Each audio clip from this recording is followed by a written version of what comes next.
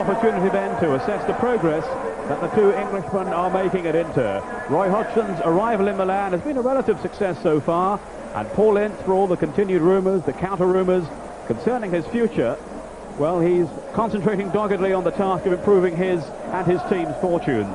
But today, it's surely going to be very tough against this Fiorentina side, who remain formidable at home, 5 wins out of 5 so far. There are many, though, who feel that while they are still churning out the results consistently here in the Renaissance City, Fiorentina's high league placing may be a false one. Other than victory over a leg-weary Lazio, they've not really been too convincing. And of course, away from Florence, well, their form is a constant disappointment on a far more worrying scale. Well, nevertheless, they are 4th in the table, Fiorentina, and coach Raniero has almost a full-strength squad to choose from. Batistuta and Baiano are the two front men, augmented by midfield, which includes Rui Costa and Stefan Schwarz, the former Arsenal man, who's recovered from flu to retain his place in the side. 3 of the backline are newcomers this season: Amoruso, Padalino and Serena. Behind them, Toldo is now regarded as one of the top 3 Italian goalkeepers by the national coach, Arrigo Sacchi. Well, Roy Hodgson's first act on taking up his post with Inter then was to change the formation. It's 4-4-2 now, with Ince a central figure in midfield in harness with Frazee, who's been moved out of the sweeper role. Branca, the new signing from Roma, is partnered up front by Gantz, with Carbone in support. The other foreigners in the team joining Ince are Zanetti, the Argentine, and the exciting fullback from Brazil, Roberto Carlos. Inter then unbeaten under the new coach and seeking their first away win of the Serie A season today. They arrive here with the best defensive record in the league, along with Napoli, but have managed just 3 goals in their previous away games.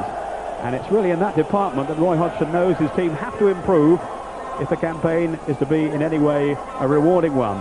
No shortage of goals again from Fiorentina as usual. Only Lazio have scored more so far. The same scenario, of course, as for last season. Batistuta, 26 from him in the last campaign, only 4 so far in Serie A, so he hasn't been firing on all his cylinders, but nonetheless he remains a potent force up front for Fiorentina. Well, a potent force in his day was Luther Bissett, who's alongside me in the commentary box today. Luther, your thoughts on the afternoon ahead? Good afternoon, Peter, and yeah, I'm really looking forward to this afternoon because obviously Batistuta has been a prolific goal scorer over the last couple of seasons, and I'm looking forward to seeing him hopefully get another goal today. When looking over on the Inter side, now they've got Gantz in that team, and also they've got now Branco. So, you know, I think we'll see some goals obviously from them as well. So forward-wise, I'll think probably Fiorentina's probably just got the edge on them because of home advantage with Batistuta. Got a glimpse there of, well, there's Roy Hodgson watching down on the sidelines. We saw there Pagliuca, who's lost his place, of course, in the national team for Italy, out of favour with Arrigo Sacchi, which he says himself did concern him for some time. He lost his confidence, lost his composure, but he hopes to have retained it now. As has Rui Costa, who has had his differences with Ranieri, the coach, over the past week or so. Rui Costa, who's been substituted 7 times in Serie A so far this season, and was certainly unhappy at having to go off in the match last weekend when he showed his dissent to the coach, but he's put that behind him now.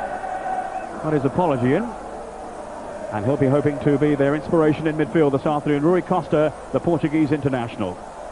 This is Frazee backpedaling for Inter with Coes of Fiorentina.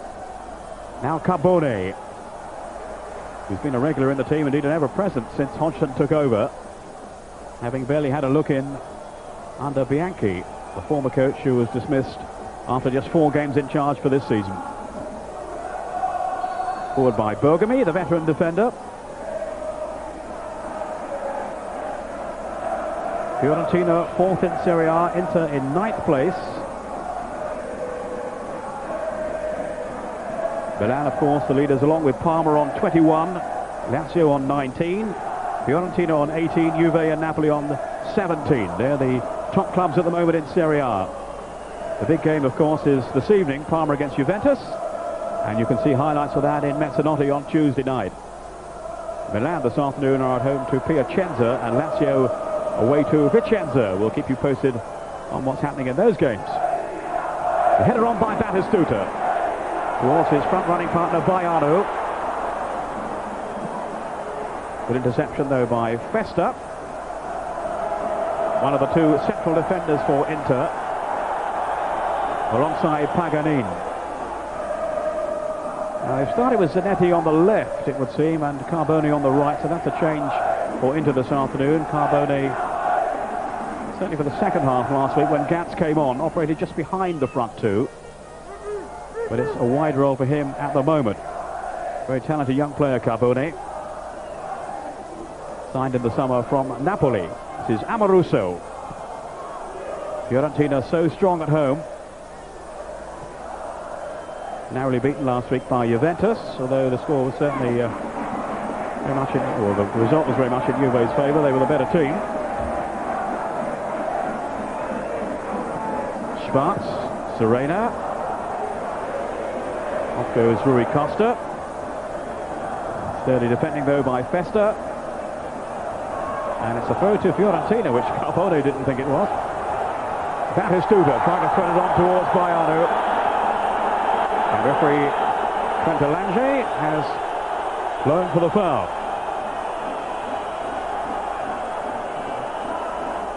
Down goes Batistuta, and it was Ince who was biting into the tackle then. His form has certainly picked up since the arrival of Hodgson, Paul Ince. After all the stories that he may well be coming home, with Arsenal it would seem the favourites come the end of the season. For the moment, his only thoughts are on guiding his team further up the table. He's been getting a better press too in the last few weeks, which is good news for him. As you know, Luther, if the media turns against you out there, you've got real problems. That's right, yeah, and obviously the media have been wanting Paul Ince to be doing all the things that he did for Manchester United in the last few seasons, and obviously it hasn't really come off. But hopefully with the arrival of Roy Hodgson, then I hope to start to see it happening soon for him.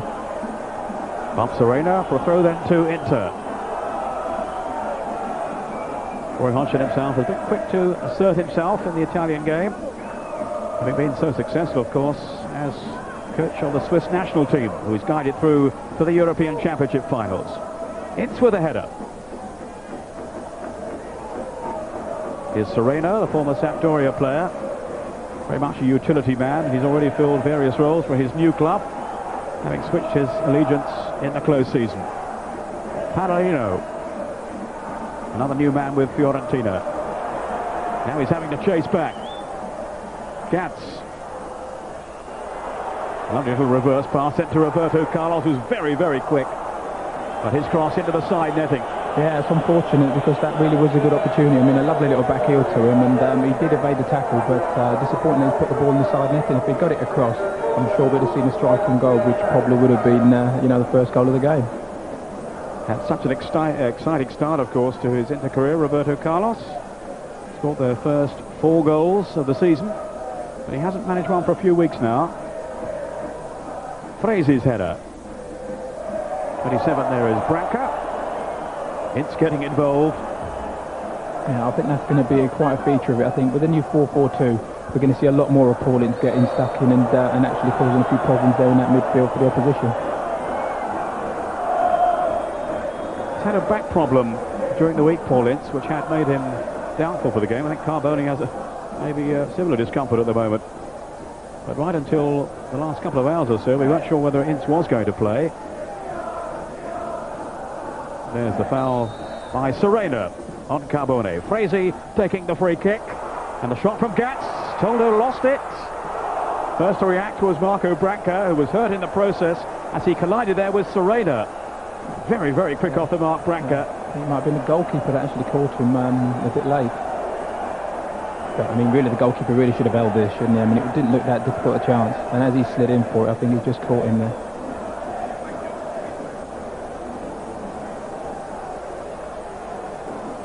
So Branca having to receive some attention here. He made an immediate impact, of course, in his first game last week, scoring against his former club Udinese on his debut for Inter. Very nomadic figure, Marco Branca. He's played for various clubs, Fiorentina among his previous ones. Here's Coes. Serena. And it spins away off Festa. Pagliuca can't keep it in. Corner then to Fiorentina. And I'm just hearing that Milan have taken the lead at home to Piacenza. And the scorer is Savicevic, the man from Montenegro. Batistuta lurking in the middle. Amoruso has come up from the back. He's always a menace on these set pieces. It's Rui Costa taking the kick. Confidently fisted away, though, by Pagliuca. Serena it was who fired it back in. Piacentini. Away by Paganin.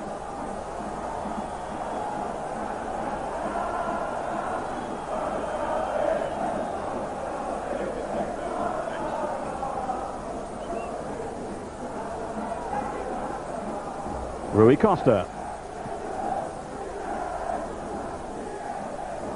This is Carnashali. Now Baiano. Linking well with Carnashali. We'll see a lot of him raiding down that right side. Batistuta almost on the end of it. Hooked away by Carbone. But only as far as Serena. And he's driven it wide. But a positive opening from Fiorentina. Yeah, definitely there. You know, a good little breakdown down the right-hand side there. And I mean, a fine shot at the end. I mean, disappointed really that he didn't actually strike the target, but it's good to see now the crosses are coming in and there's a bit more goal-mouth incidents happening. 13 goals from their first 5 games at home in Serie A so far this season, Fiorentina.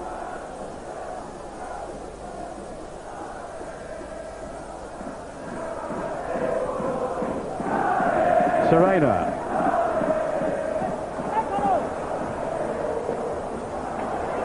Batistuta, Cois in support. Now Serena.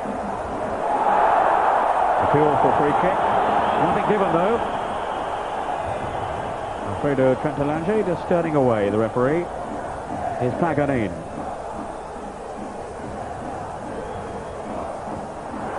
Good tackle then by Schwartz. Baiano's on his way. At least he was, and that will be a free kick this time. Baiano sent tumbling to the ground, and it's going to be a yellow card for Paganin. In a dangerous position, this free kick, because I think now we'll see Stefan Schwartz here now. We all know how well he can strike the ball from his little period in England playing for Arsenal. So I should imagine he'll be lining this one up. Yes, Batistuta has walked away, so he's taking no interest in it.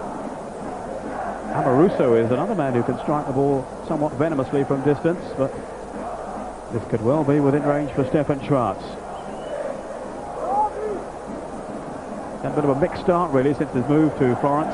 Schwartz, he's been booked several times, sent off as well. He's such a volatile character, but as Arsenal fans will testify, an excellent footballer as well. Rui Costa hovering over the ball. Schwartz in attendance alongside him. Here is Schwartz. Wasn't a bad effort either. Hit with tremendous pace, but over the bar from Schwartz. I don't think it really bothered Pagliuca in any way at all. I think he had that covered and knew it was a safe one. Pagliuca has kept 5 clean sheets so far this season. Again, Inter very strong defensively, as they were in the last campaign. It's really a question of scoring a few more goals to lift themselves up the table. Here's Ince, or rather it was Roberto Carlos. Now Marco Branca. Seems to be okay after his little incident earlier on when he was injured. And plucked out of the air with consummate ease then by Toldo. He's the tallest goalkeeper in Serie A at around 6'6".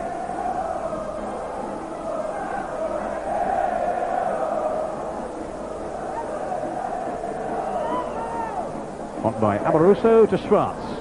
Now Cois. Schwartz has continued his run. Released by Festa. And it was a rather tame cross in the end from the Swedish international. He started quite well, Stefan Schwartz, hasn't he? I mean, he's been involved in quite a few of their movements so far, which is far more than I've seen him in many a game. Fiorentina looking for their first win over Inter in Serie A for almost 7 years.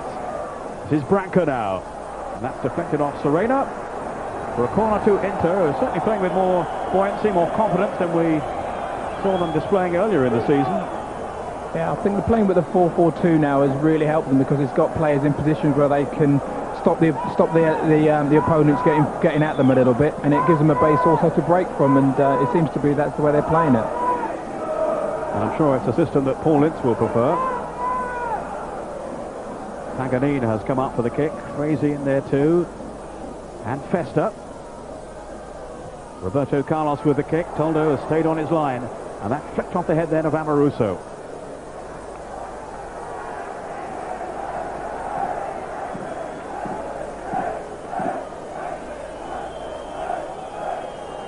And Zanetti leaving the throw for Roberto Carlos.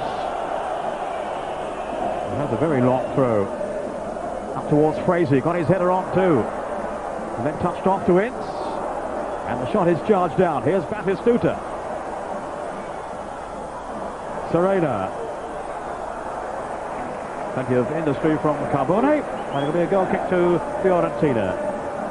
The number of players there they had in it from that long throw. I mean, they had 3 players in and around the penalty spot at Inter, and there's only 1 defender. So, I mean, really, they probably should have made a little bit more of it than they did.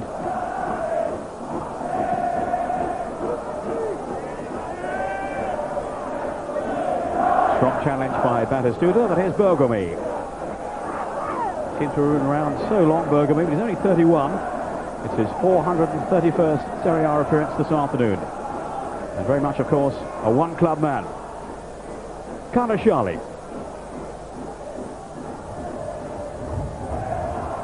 Baiano. Cheekily away from Ince, Rui Costa. And Batistuta caught offside. Held their line well there, didn't they, Inter? Obviously, they've got a few little things sorted out now, playing this new system. And it worked superbly there. The best defence in Serie A this season, remember, along with Napoli, just 7 conceded in the first 10 outings. Carbone. Branca had gone the other way. Easily came in by Toldo. And that's what you call route 1, up towards Batistuta.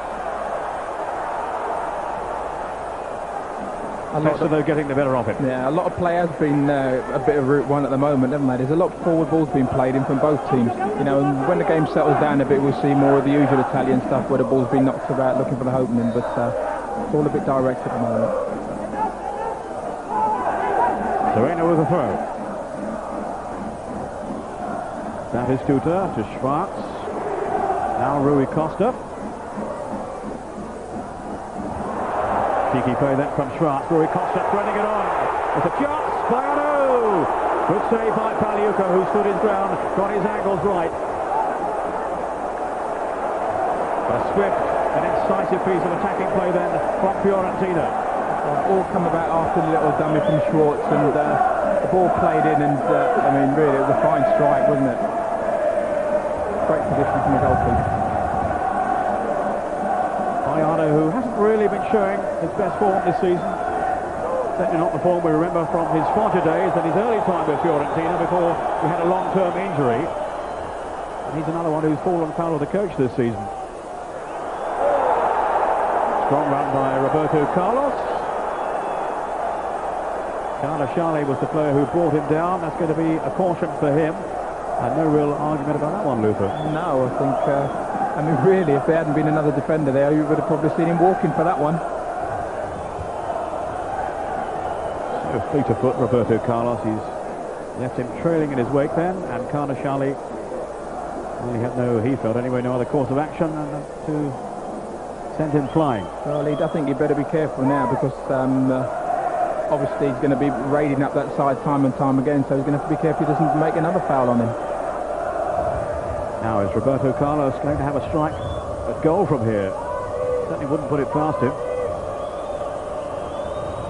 Most of those early goals came from long-range free kicks. Here's another one now. Didn't really get hold of that one, though.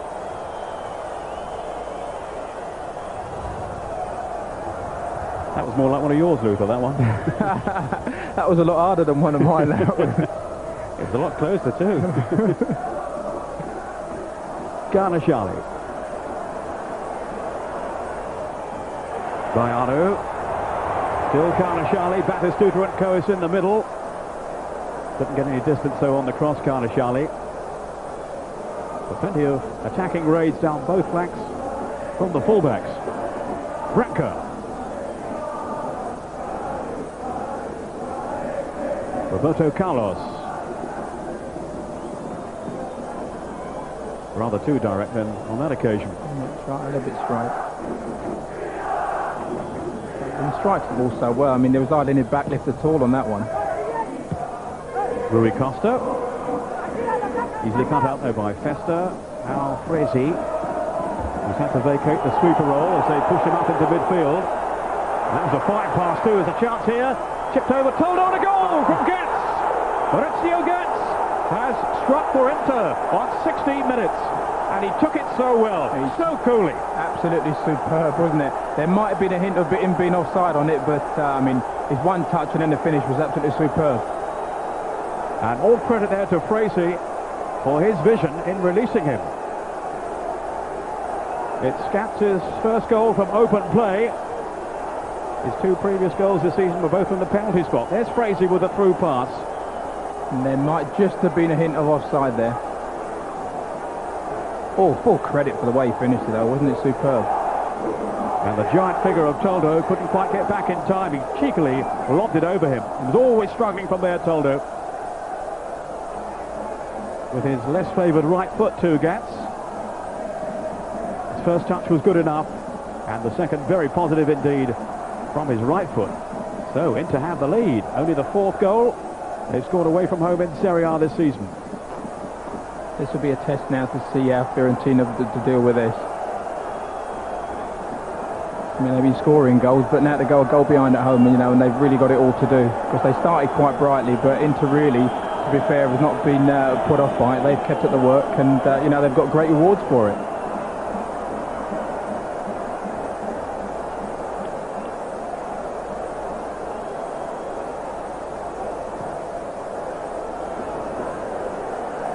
Schwartz underneath this one for Fiorentina. Now Rui Costa.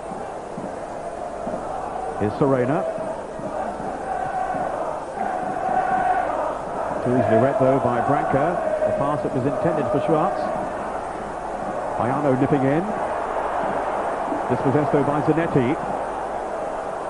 He's having an excellent season for Inter. His first, of course, since his move from Argentina, the Banfield club. On by Piacentini to Baiano. Schwartz. Now Coes. Plenty of movement here from Fiorentina. But Inter's defence standing firm. Carbone. Outmanoeuvring Serena. Interesting piece of skill then from Festa. You see that too often. That's right. I don't think the coach exactly would have been exactly over thrilled with him doing that in such a position. But Carbone in the first instance there, as the ball dropped over his head to bring it down, was a great bit of skill and great confidence. Oh, neat touch then from Batistuta. Rui Costa. Baiano had drifted out wide, but it was a tentative pass from Rui Costa. Does seem to be lacking in confidence this season. Such a talented player. And very much a central figure too in the Portuguese national team, who of course will be in England next summer for the European Championship finals. Ince. Still hoping to be in the England squad. Terry Venables has neglected to pick him so far since his move to Italy. Which I know has disappointed Paul a great deal, but he'll be hoping to win his place back in time for the finals. Serena's throw for Fiorentina. Now Rui Costa. So much is channeled through him for Fiorentina. But he's failed to link up with Baiano again. 20 minutes gone in the first half, and Inter have the lead thanks to Maurizio Getz, their new man this season from Atalanta. Certainly a player who's taken on a new lease of life, Maurizio Getz, since the arrival of Hodgson. Only had a slip-up goal in the early matches when Bianchi was in charge. Of course, he's been a regular and prolific scorer for Atalanta, their top scorer for 3 consecutive seasons. Off Coes, falls for Fresi. Amaruso with the clearance. Met firmly though by Paganin. This is Piacentini. Carnashali. Now Schwartz.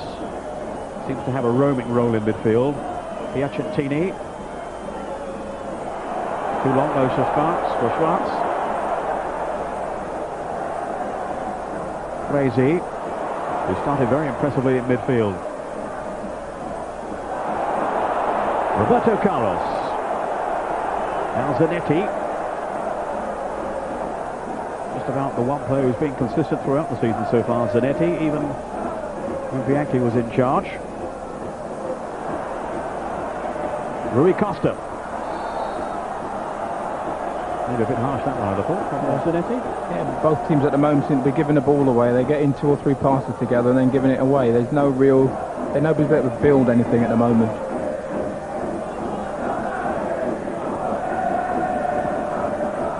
But certainly a bright opening by Inter. That was their first win last week under Roy Hodgson, when they overcame Udinese, and they've threatened to build on it so far this afternoon. Carnashali wanting some movement ahead of him. He's found Schwartz.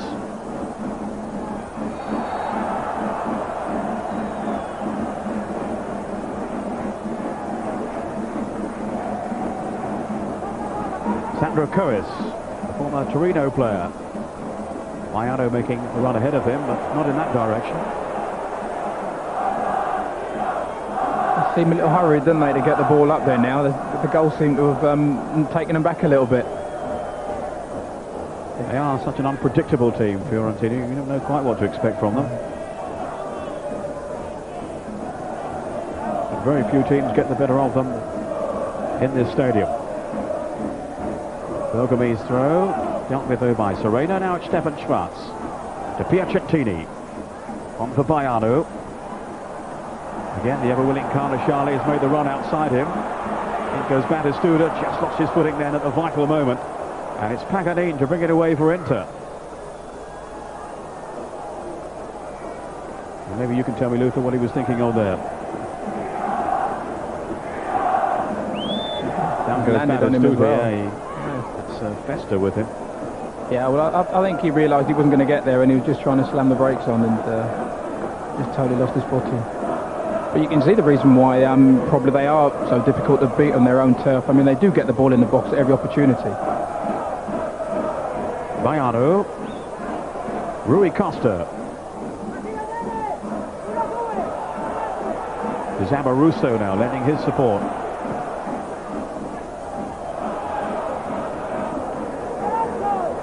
And apologies there, I just lost your pictures for a moment. Nothing happened.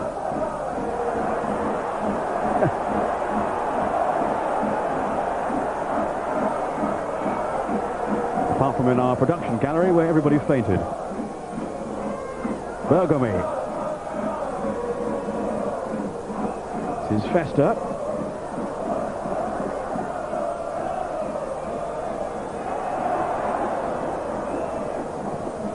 On by Roberto Carlos. Oh, neat layoff in by Zanetti. Roberto Carlos has kept going. Branca was in the middle, didn't reach it. Amaruso away. Has it gone out? Yes, it's a corner. Good play there from Roberto Carlos, didn't he? I mean, the first ball he came, he just played it down the line, gone for the return, played it again, gone for the... I mean, lovely bit of football. It's a shame his cross didn't beat the first defender. I think a lot of people saw him for the first time during the Umbro Cup in England back in the summer. And what a revelation he was, Roberto Carlos. Oh, wasn't he just? I mean, he was an absolute delight to behold. I mean, raiding down that left side. Festa and Paganini trying to find some room in there. Toldo having to tip it over the bar.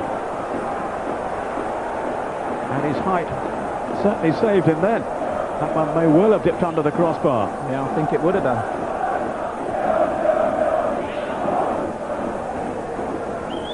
Having a few problems from set pieces, aren't they, at the moment?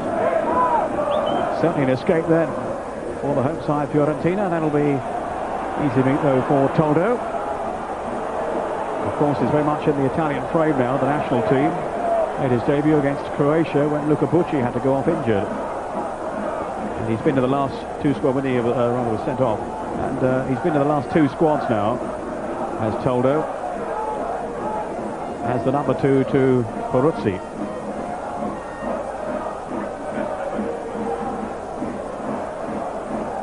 Carnashali.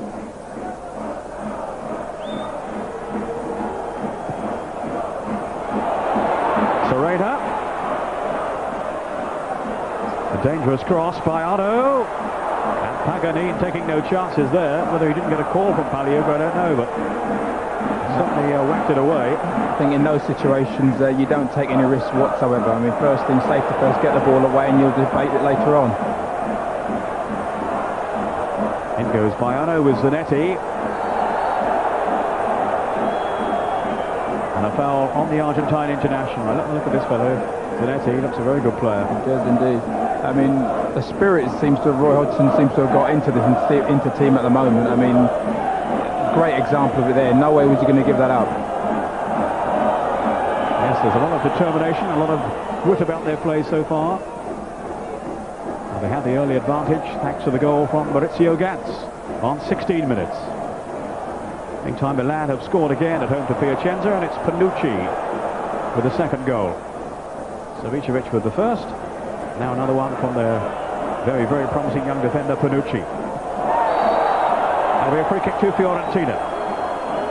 Struggling here to gain the initiative from Inter. A bit fortunate to get that, I think. I mean, he's just stepped back into him there, and defenders coming onto the ball. Very fortunate to get that one.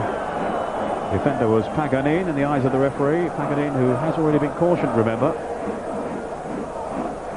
Schwarz with Rui Costa. Down goes Batistuta.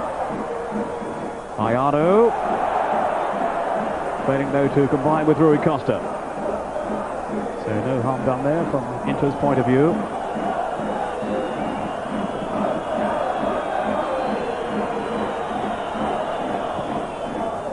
Palioka with just really the one shot to save so far. Inter will be well satisfied with their performance thus far. Zanetti with Ince, quickly closed down by Rui Costa. And the strength of Ince enabled him to survive the challenge. Paganin. Off goes Gatz, but to no avail.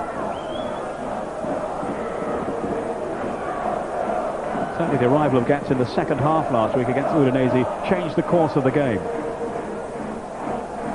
He does look very lively up front, always willing to make those forward runs. Cambone. Good play by Fresi. This is Branca. And off goes Fresi again. Gatz in the middle. Fresi with the pass. And Gatz in there sniffing again. But certainly Toldo was alive to the danger. It needed really a firmer cross on that. I mean, if he'd put more pace on it, the ball would have got to Gantz at the far post, but a little bit under hit. Again, enterprising play from Fresi, the former sweeper, who seems eventually to be playing further ahead of Ince this afternoon. I think in the past Ince has been behind him. Fresi, of course, who laid on the goal and almost supplied another opportunity then for Gantz. That's Carnashali with the cross.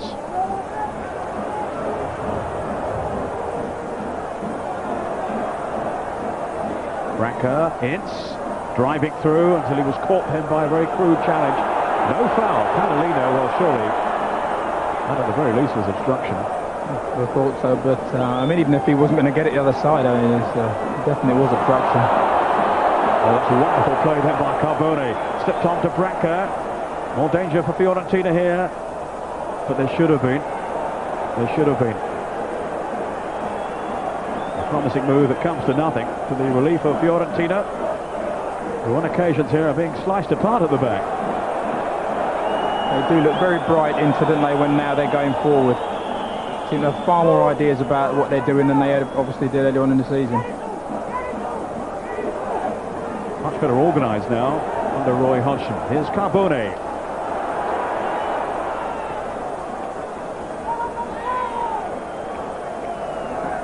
Still want one or two players to come back in. To Berti is out injured at the moment, and Fontelan.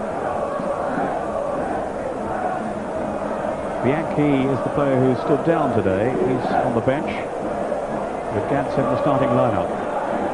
Amoruso to Padalino. Now Piacentini, 6 years with Roma before his switch to Florence. And he seems to be a regular in the side for the moment anyway. There has been a lot of switching around in midfield from the coach Ranieri, which the players haven't been too happy with. How can you expect us to perform, they say? We haven't got a settled team. Bergamy with the clearance.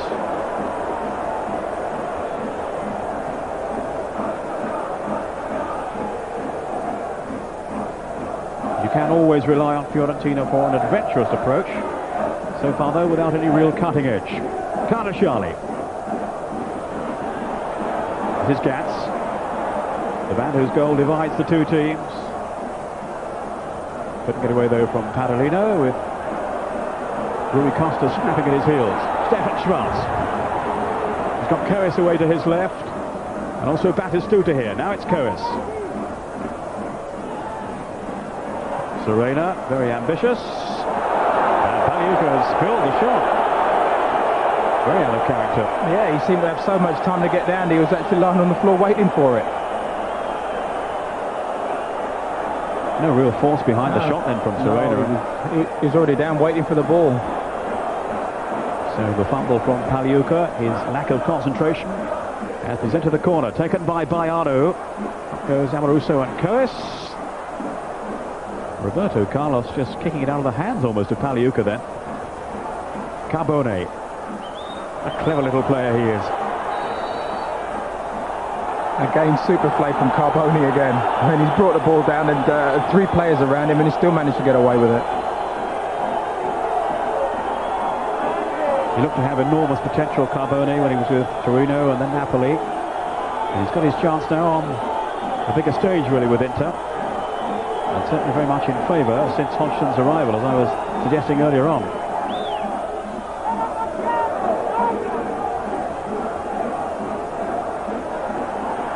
The winning goal against Udinese last week. His first in Serie A this season. Here's Padalino, a former Foggia defender, a little lucky there. Bayano just offside. They've been defending deeply, Inter, but they'd pushed up then. Carbone is back on the field after his minor injury.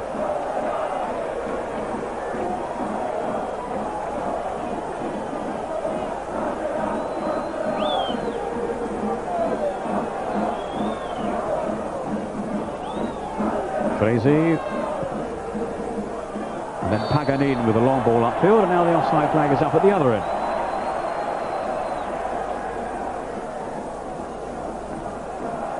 Kardashiali to Rui Costa. Just rolling elegantly forward, Rui Costa. Kardashiali, as ever, supporting down that right flank. Zanetti tracking back with him, and that'll be a goal kick to Inter. It's proving a struggle so far for Fiorentina, Luther. It is indeed. I mean, they've not been able to go as directly forward as they normally do, and to put a few extra passes together, they've been unable to do that today. So there's going to have to obviously be a rethink when they get in the dressing room at half-time if it remains at this the way it is. So we hope to see more from them soon.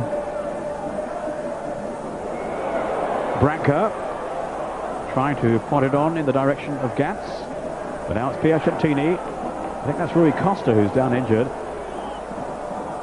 Piacentini's long pass. Can't find Batistuta though.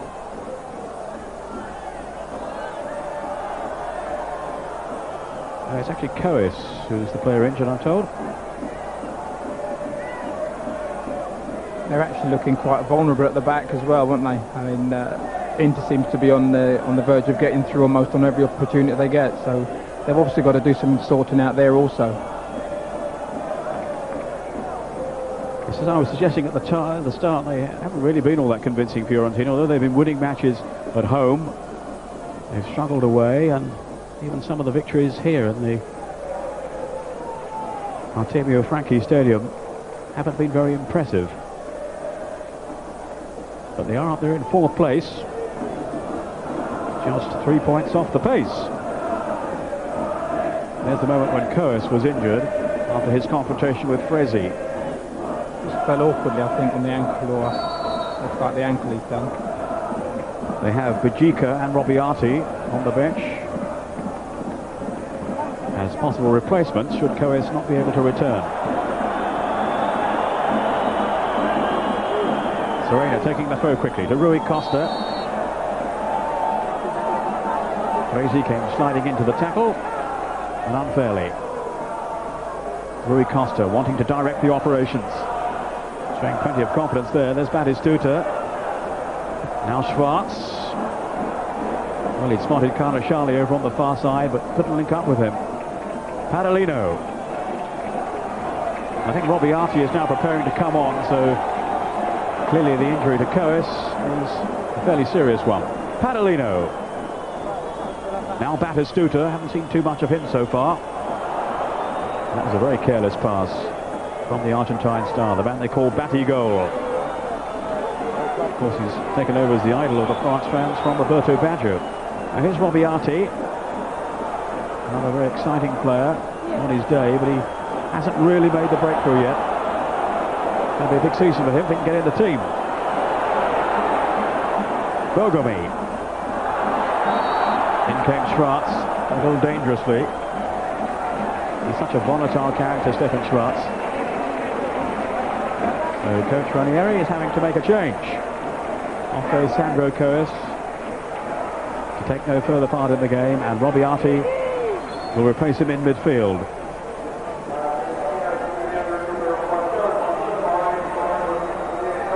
Very attack-minded player, Robbiati, and his one goal this season was a brilliant free kick against Bari.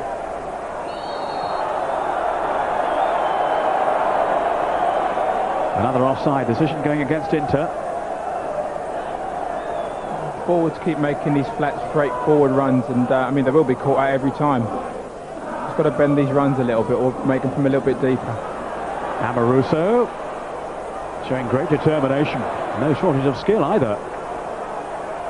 Iano on the end of it. Piacentini with a shot that's fired straight at Paul Ince, I think it was.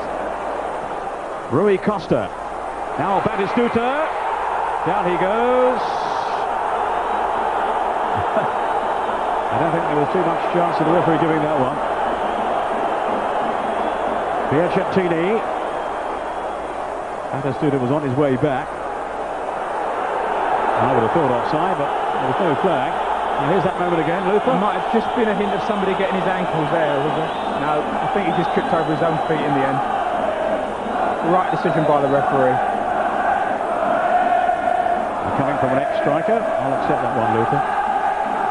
You'd have appealed for it, you know you would. Here's Rui Costa. That's Amoruso. It was going well wide. Batistuta on for Padalino, trying to force his way through. Some fairly desperate defending by Inter, and now they can launch the counter-attack. Carbone and Branca, disappointing from Branca. The pace is being lifted again. They made a good first half. It has been. It had a little dip in the middle just after the goal, but it's coming alive again now. I'm sure Fiorentina now will take the game to Inter. Rui Costa just had too much skill, too much ability then for Branca. It was a real forwards challenge. Now, is he going to be booked for that? He made no attempt whatsoever to play the ball.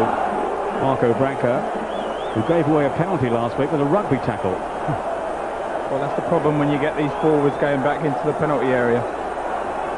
Did you ever go that far back, Luther, or not? Only on my way off the pitch. Fair enough. 5 minutes of the first half remaining. The pressure stays on the Inter goal.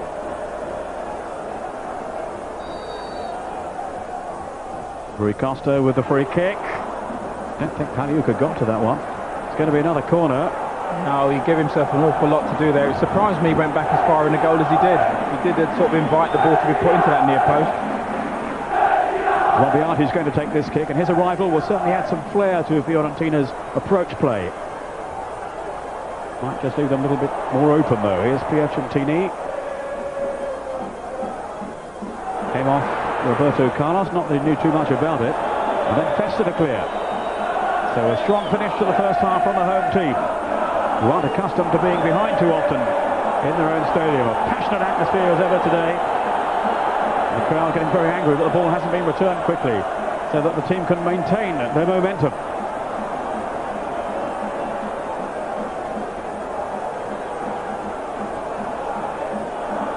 Serena looking for the long throw.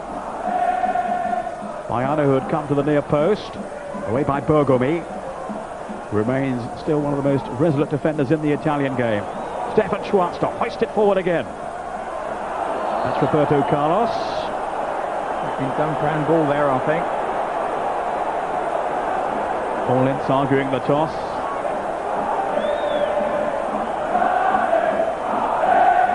They have mainly been on the defensive, so we haven't seen too much of Paul Ince going forward. No, but they've had to defend because they have kept throwing the ball at them. So, I mean, to now he's done his job very well.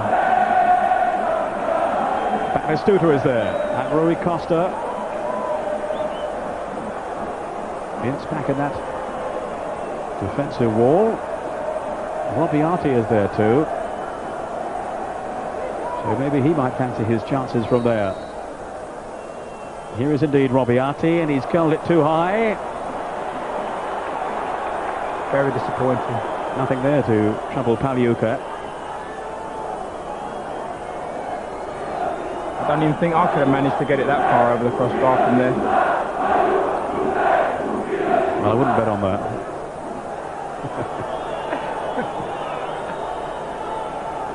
You still scoring goals at the weekends, Luther, your non-league side?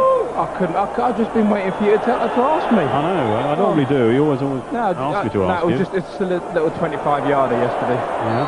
Yeah. Anything during the game or not? Did you win? We did, yeah. Well done. Piacentini. That's enough of that. Baiano. On by Rui Costa. Clever little pass it was too. Stefan Schwartz trying to shake off Fraser's attentions. Just can't find that telling pass, Fiorentina. They're working very hard into to close them down, to deny them the space, deny them the opportunity to play those balls through. That will cause them problems. You feel too, Luther, when they do break out into, they can cause problems at the other end. They can indeed. Especially with this man, Roberto Carlos, who's been flying down that left flank on several occasions. Here's his free kick. Capone. Another poor one from him. Crazy. He's just mistimed his run, but it was close. Up went the linesman's flag. And Fiorentina can't get on with it quickly enough. So anxious to get a goal back before half-time. Amoruso. Here's Padolino. The only team in Serie A yet to draw this season, Fiorentina. Piacentini is cut out there by Gantz. Piacentini again. We're inside the last minute now of the first half. It's Robiati swinging over the cross. Not quite deep enough. Festa was there. They've had some luck, haven't they, today? But some good fortune the way they've been playing those diagonal balls into this left-hand channel. They have picked a few up and got some crosses in. Schwartz. And maybe there he and Rui Costa were going for the same ball. Did seem to get in each other's way. Serena having to backpedal. Amoruso with Serena. Baiano. Robiati has made the run for him. Batistuta in the middle. Serena here. And it's Bergami who clears for the corner.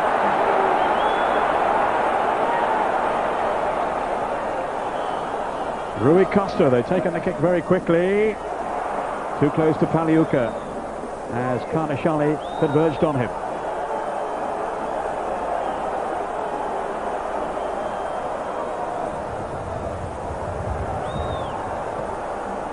Amoruso. Robiati in pursuit. There's that ball again.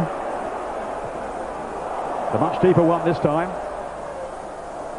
Carnashali settling for the throw. Concerted attacking now from Fiorentina in the last few seconds of the first half. Piacentini with Carnashali. Batistuta's in the middle. Just couldn't get his head to it. Couldn't get a clean run at it, really. No, he done well. Defenders did very well there to block his run to the ball, but exceptional again to get his head to it in any way, shape or form there. He's got a tremendous goal-scoring record, though, in Serie A, Batistuta. And still, of course, very much a member of the Argentinian national team.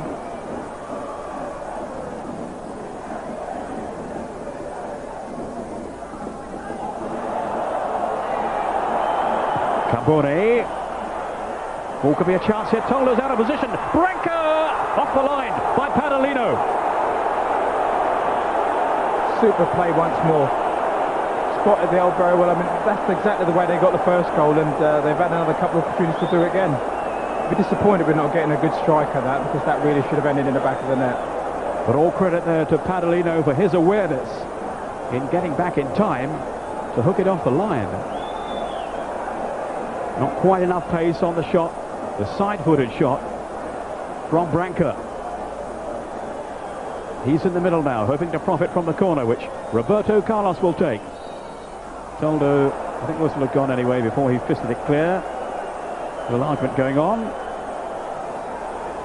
Paganin and Piacentini. We've had now 2 minutes of stoppage time. There's some jostling going on. And the referee had blown for the infringement in favour of Fiorentina. Now he's blown for half-time. Certainly an enjoyable first half. Most of the attacking has come from Fiorentina, but Inter very dangerous on the break, as they proved with a 1 goal so far, scored on 16 minutes by Maurizio Gantz. That's the way of it now then. We'll be back with all the other half-time scores and other news too during the break, and that'll be in a couple of minutes from now, so stay with us.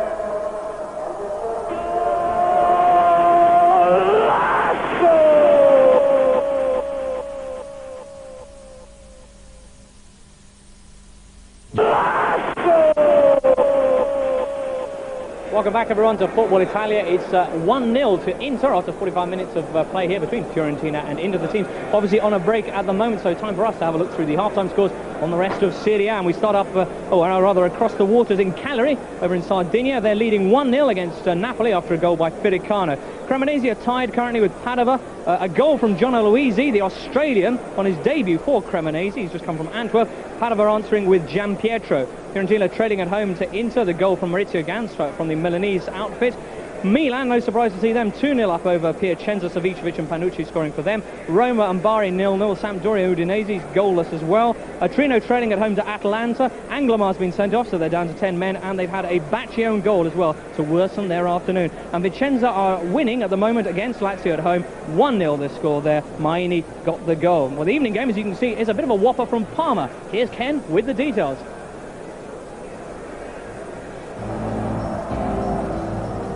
In Tuesday night's Mezzanotte, you can enjoy the highlights of one of the games of the season, Parma versus Juventus. Last season, Parma were Juve's closest rivals, both at home and in Europe. And although Nevio Scala's side triumphed in the UEFA Cup, they lost out in the Coppa Italia and, most importantly, in the biggest competition of all, the Championship. In this game last season, Juve inflicted a rare defeat on a Parma side who were on a run of 13 consecutive home wins. Parma never really recovered from that defeat, and 4 months later were crushed 4-0 in Turin as Juve confirmed their status as Italy's top side. Going into their first meeting of this season, Parma are 4 points clear of Juve at the top of Serie A. However, with their place in the Champions Cup quarter-finals now assured, Lippi's side can concentrate on the league, and a win tomorrow would put them right back among the leading pack. It's certainly a game the Bianconeri cannot afford to lose. Juventus have already lost 3 times this season, and another defeat could prove too much for the Turin Giants. However, if Parma are to seriously challenge for the Scudetto, they'll have to show more subtlety going forward than they did last Sunday, when debutant Gianluigi Buffon saved a point against Milan. So, will Parma gain revenge for those defeats last season, or will Juventus rediscover last season's championship form? Find out who comes out on top in this crucial encounter in Mezzanotte on Tuesday night.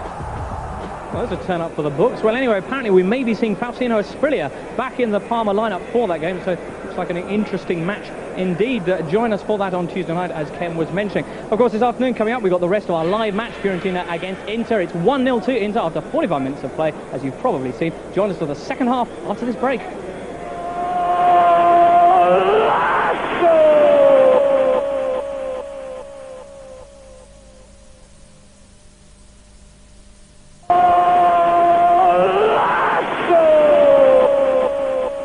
Welcome back everyone to Football Italia. We're getting ready for the second half now of Fiorentina against Inter. The skies darkening overhead, but the mood's still light, Paul, because we've had a great first half and a good goal as well from Inter. Yes, a very impressive first half. Super goal by Inter. Flessi, who's done wonderfully well down the right-hand side.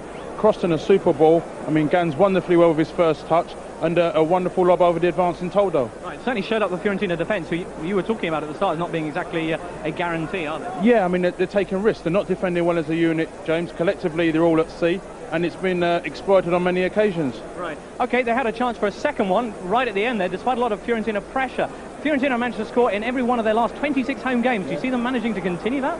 I think Fiorentina will score because they play with such a cavalier attitude. But Inter defending so well, defending really deep. Right. And as you said, their goal scoring record is impressive. But really, they really all see it back. Gans and Branca, they're teaming up wonderfully, really linking up well. Right. And really taking apart the defence. Well, Zanetti and Carlos as well over on the left flank. Yeah, I mean, you can see, James, that's as a result of the system. They're playing a 4-4-2. You've got Carboni wide on the right, Zanetti wide on the left, Paul Ince and Flessi. Paul Ince is playing for a more withdrawn role, and Flessi is really getting forward, but they look better balanced, they look a much better shape, and obviously Roberto Carlos overlapping on the right side is really causing problems. But Carboni down the right-hand side, James, I think has been superb. Yeah. His touch, his technique, his final ball, really a delight to watch. Well, certainly Inter are showing a lot more life than the last time we saw them, which was down in Naples. And that's right. Seemed to have more of a game plan. Paul Ince, though, you mentioned him just now. Obviously, Frazi's playing more of an advanced role than Paul. The role that perhaps Paul would normally be occupying. How do you see his performance so far? I think Paul's working well because really what they're doing is they're playing two in the middle of midfield. Flessi is more the advanced midfield player. Ince is playing a more disciplined role, and he's doing his job well, taking good responsibility, breaking up all the attacks. And Piacentini and Rui Costa, for me, have not really imposed themselves on the game as a consequence of Ince's working hard to close them down. Right, okay, so just a final thing. Do you think that Inter are going to hang on today? I think so. I think it's going to be a positive result. I think we've got a great second half in store. I really have. Well, let's hope so. You probably heard the roar there a second or two ago as the players have begun to stroll back out onto the field for the second half. Let's join our commentators for that now, Luther Blizzard and Peter Brackley. Thank you, James. So far, so good then for Roy Hodgson's Inter team, seeking their first win away to Fiorentina in 8 years. And as James was suggesting there with Paul Elliott, certainly a lot more confidence about them now from when we viewed them earlier in the season. Roy Hodgson has clearly got them settled down, got them organised. And we were talking ourselves about Paul Ince's role in the first half, Luther. He certainly had a steady first half, and it's Frazi who's taken on the more attacking battle. That's right, he has indeed. I mean, his main job really has been when Rui Costa's come over on that right-hand side. You know, his job has really been to track him and break the attacks up and get the attacks going again. You know, and I mean, he's done it superbly. He's had a couple of little sorties going forward, but basically he's been in that very disciplined role, holding and really protecting the back four. Two very potent strikers up front for Fiorentina, Batistuta and Baiano, but neither really has made too much of an impact so far. No, not at the moment, and that is down really to the way that Inter have really defended. I mean, they've defended deep. They've really given them no opportunity to running onto balls, which is what Batistuta and Baiano really likes to do. And as long as they can continue to do that, I really can't see them getting a goal. Yes, they've switched Zanetti over to the left side for this game, Inter, and that's rather curtailed the attacking ambitions of Carnashali down the right side. And Schwartz in the central role in midfield hasn't been too effective either. I think Robbiati's entrance may well help to change the course of the game a bit, though. He's such an attack-minded player, plenty of flair and enterprise, and he will certainly make some runs down that left side. He has indeed. I mean, that's really where the few opportunities have come for Fiorentina, you know, late on in the first half, is when they play that long diagonal ball into that channel, and he's run onto the end and got the crossing. But apart from that, at the moment, it's all pretty much in front of Inter. Inter, who've drawn 2 and lost 2 away from home before this match this afternoon. So certainly there's been an upturn in their fortunes, at least to the halfway stage anyway. Inter then to kick off. Now attacking the goal to our left. Paul Ince in the centre circle. And here he is now in possession. Away by Carnashali, but only as far as Branca.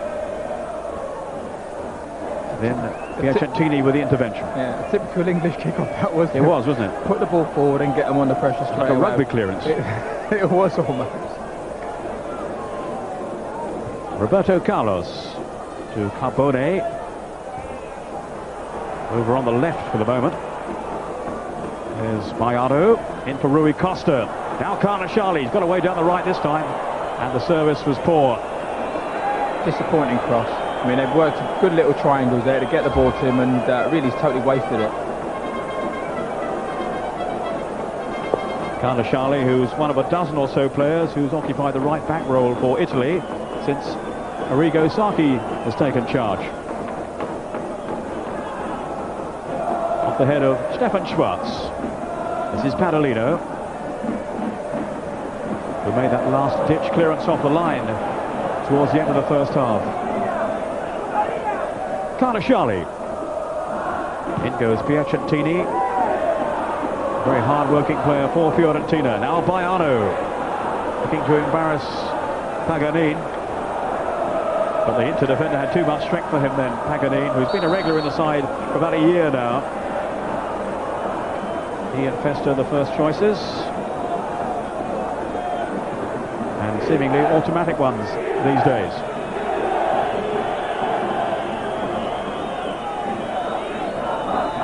Roberto Carlos taking the free kick then for Inter. Hoping to protect the lead in the second half, earned in the first half through Maurizio Gans. Ince. Now Carbone. Certainly for the time being anyway, Carbone has moved across to this left side. Off goes Fraser here with Padalino. Little clip of the heels from the Interman. Fraser came from Salernitana back in the summer for £3 million. They were labelling him the new Baresi, which is a bit unfair on him really. And in the sweeper role, Roy Hodgson preparing him further forward in midfield. And I think you can say it's been a success so far today. Here's Fraser now. Interesting challenge. I shouldn't have praised him, Luther. It always happens. We should know a lot better than that now, shouldn't we? Curious pass to them from Rui Costa of all people. I mean, both teams at the moment, nobody's settled down. They're still probably still got the half-time drinks going around at the moment. What do they have at half-time? Oh, probably Lucas, I'd have thought. A little plug there. Roberto Carlos. Branca. What did you have when you were playing? They're meths, I suppose, isn't it?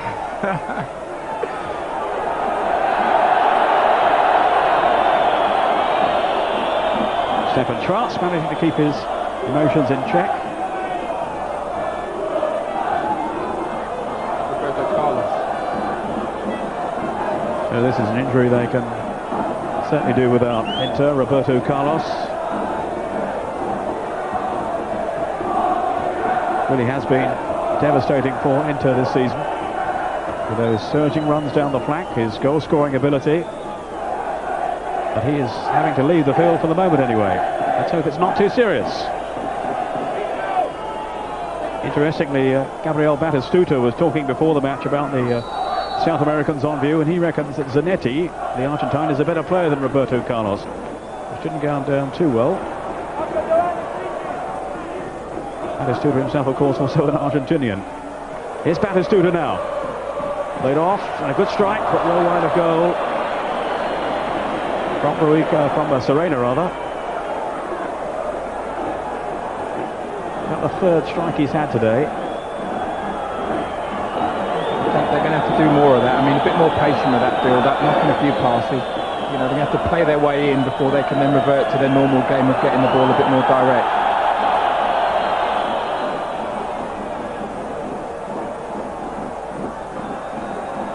Batistuta was also rather critical of Inter in the past, which again the Inter players were far from happy with. There's Roberto Carlos limping back on.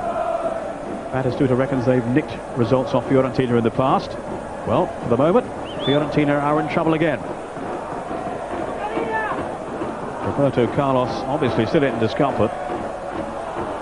Here's Robbiati, and Roberto Carlos down on the ground, and surely he won't be able to continue.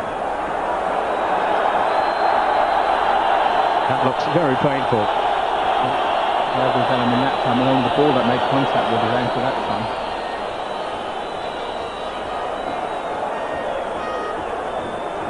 Well, they've rushed him back on, and he certainly wasn't ready, and he's turned very awkwardly there.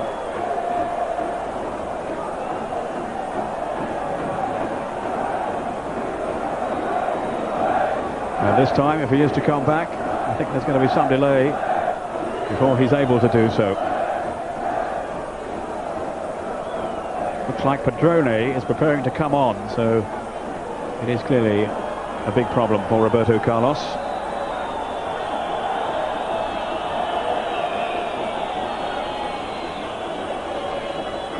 And certainly a major blow for Inter. Alessandro Padrone. Meantime, here's Robiati. Again, nothing really to concern Pagliuca.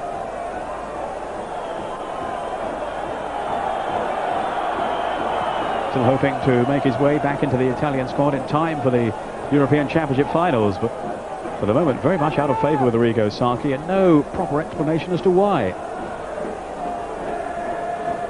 Apparently the goalkeeper upset him with an article he wrote, and that seems rather trivial. There's a few other players that would probably think exactly the same thing. They seem to make some rather curious decisions, Arrigo Sacchi.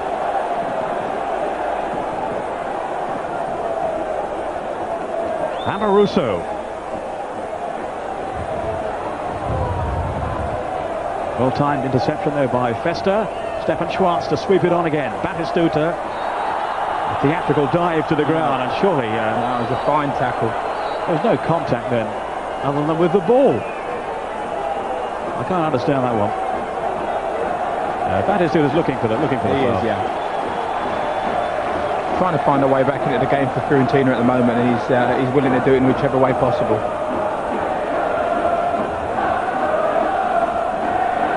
So another test then for the Inter defence.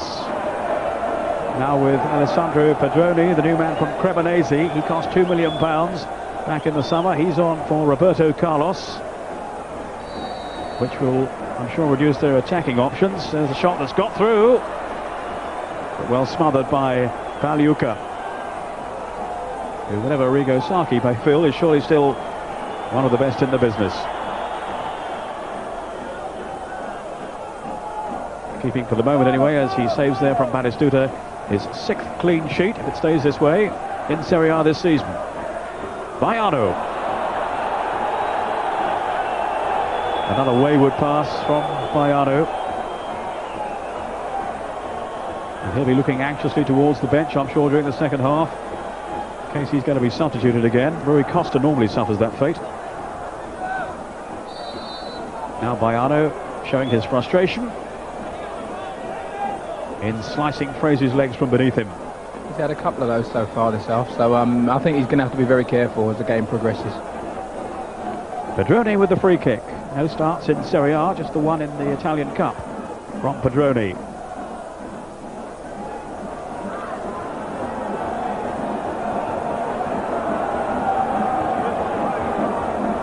And Fiorentina haven't got going yet in the second half. Piacentini. And they won't get started that way. Paganin rather hopefully forward, but Katz very nearly profited from it. He's got Branca up with him. This is Branca now. No, the ball's been handled. Free kick to Fiorentina. We remember, have an exemplary home record in the league this season. 5 wins out of 5. But that record very much under threat now from Inter. Well, it certainly hit Branca. Was it his arm, though?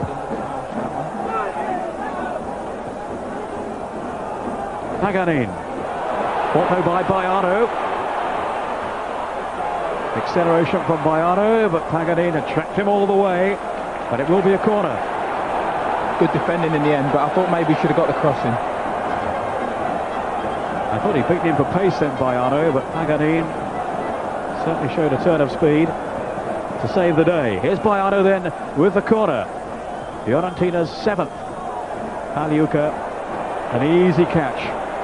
No challenge at all from any of the men in the purple shirts.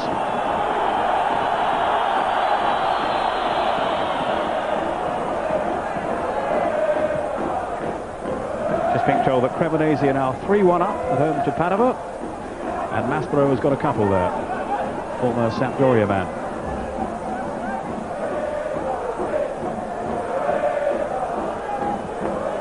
Zanetti back in his left-sided role now.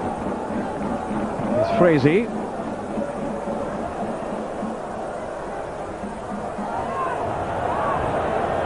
Branca did well to withstand that challenge. Then Piacentini flying in. It's a very competitive play from Fiorentina, which has been punished. Yellow card for Piacentini. Probably more for what he said and his action of kicking the ball away. I think that caused the problem. Branca, the man who was upended. So a yellow card for Piacentini.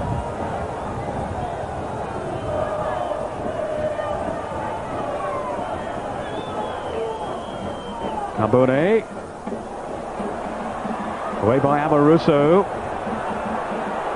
Here's Stefan Schwarz to find Batistuta. Fiorentina will need to provide a better service for Batistuta in the second half, and they won't do it that way. Not that Batistuta was up there. Dreadful end product again. It was again. I mean, that's really has been really letting them down. Their final pass, whether it be a cross or a pass into the box, has not been very good today. A lot of Fiorentina fans aren't too sure about their team, certainly not about the coach Ranieri, and he's going to come in for some more criticism if they can't lift their game in the second half. Padalino. Another passer that's gone astray, and there's no real cohesion about their play, which will certainly be music to Inter. Sweet music.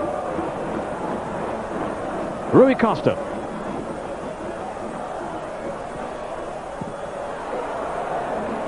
Away by Pedroni. Serena. Pagani's clearance this time. Ince snapping into the tackle. Then Branco wide to Carbone. It's a fine run through the middle by Gats. He might get to this one first too. And Toldo just made it in time. I thought it was a little slow coming out for a moment as Gats went marauding through the middle. I think he probably should have come off his line a bit quicker, the goalkeeper, but I mean, it was only slightly over here, otherwise the forward would have been favourite all the way. Robiati! Great strike. And too hot for Paliuca to handle. Pedroni's clearance. Really was a stunning strike then by Robiati. That's Piacentina. Or Tini rather. Out by Festa, only as far as Robiati. Now Serena. Rui Costa. Slipped through. Batistuta offside. And saved by Paliuca. Well, you'd have put money on Batistuta to score there. Absolutely incredible. Couldn't see any way that not ending on the back of the net. Schwarz. A squandered opportunity by Batistuta of all people. Normally so lethal in front of goal. Off goes Robiati. And between them, Paganini and Festa managed to get it away.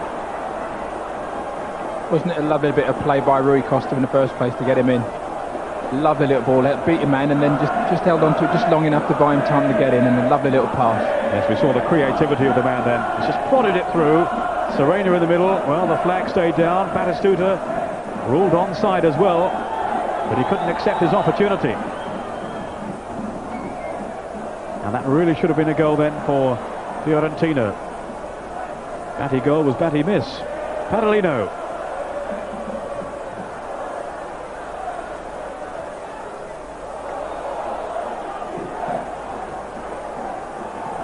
Robiati to Amoruso. Serena's run, checked down that far side. This is Carbone. Another clever little pass from him. Off goes Maurizio Gats, the goal scorer. Gats slipping it through. Not on the same wavelength though as Marco Branca. And that's going to be the danger of Fiorentina. I mean, every time they break into look as if they're actually going to put the ball in the back of the net. That's Berberni taking no risks after his entrance into this game in place of Roberto Carlos. Rui Costa weaving his way through the tackles, and he was upended. Free kick to Fiorentina. And we've been playing an hour now.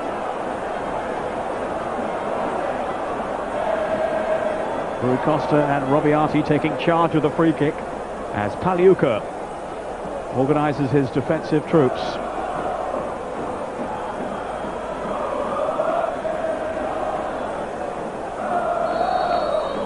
Here's Robiati, curled over invitingly, but no Fiorentina player on the end of it. Out by Ince. Oh, good turn then by Branca.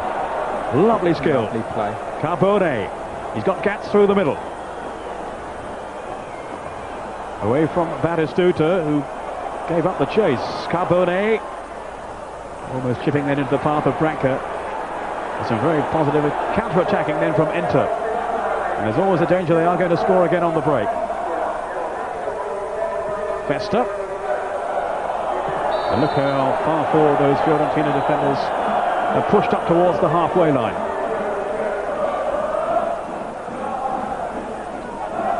Rui Costa looking to direct the traffic again towards the Inter goal, but they'll have to do better than that.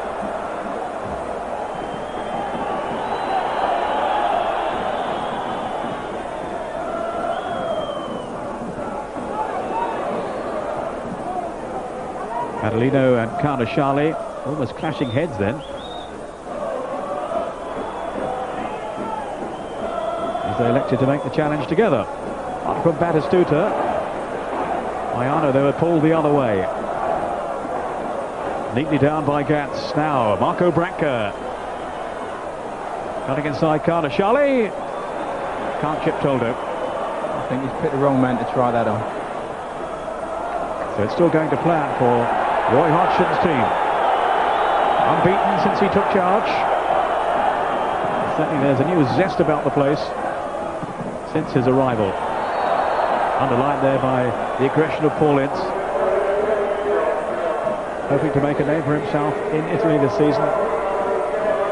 He certainly won't want to come back having been a failure. There's no two ways about that.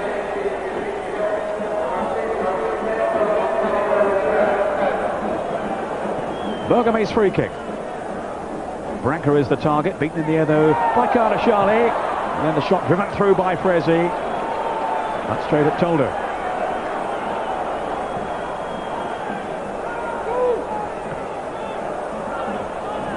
Showed good technique, didn't he? Keeping that one down. I mean, that could have ended up going a long way over the crossbar. Padalino, who's keeping Malushi out of the team. This is Serena on for Stefan Schwartz. Then Caruso to spread it wide to Carnashali again. An ambitious pass. No real prospect of linking up with Rui Costa. Now Zanetti.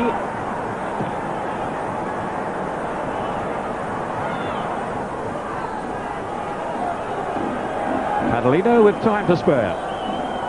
Amoruso, whose arrival at the back this season has added some stability, the former Bari man. Now here's Serena, who's got Schwartz up with him. Robiati out wide, options in the middle, that was the wrong one. Now Rui Costa, didn't quite sit up for him then. Not really attacking the ball. When crosses are coming over, the Fiorentina players tend to be standing in the box and waiting for it. For some reason there's nobody arriving, but when you arrive late, that is when you catch people out and you get opportunities to score goals.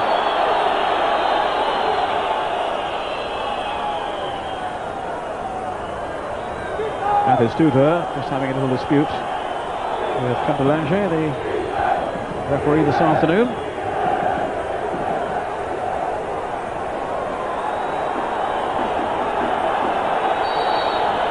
Something troubling Paliuca. Almost at the halfway stage in the second half.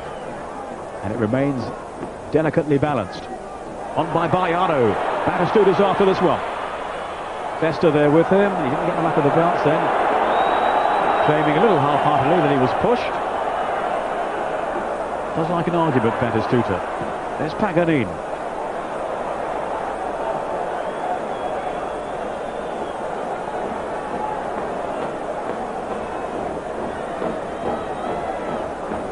Serena. Now Bergami. Carbone to Ince.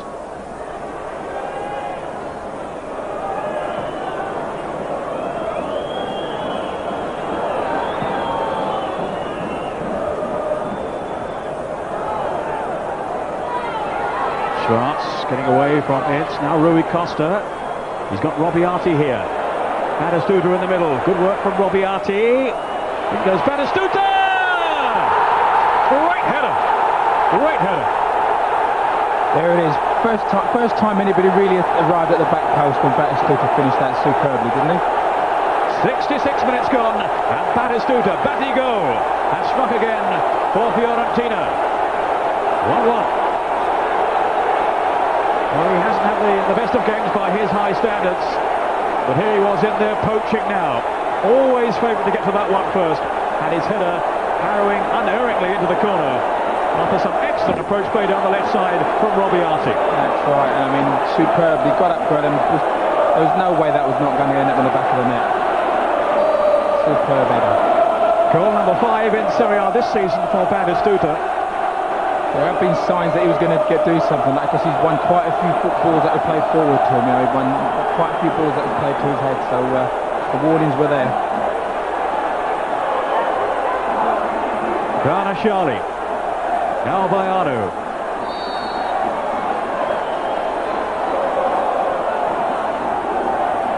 Now it's Inter's turn to show us what they're made of. Rui Costa. I will think now the Inter goal is going to remain under siege for a while anyway. Rui Costa. Festa trying to keep his composure at the back.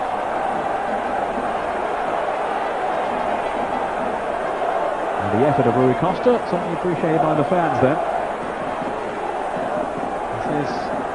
He feels himself he hasn't been playing that well this season, Rui Costa.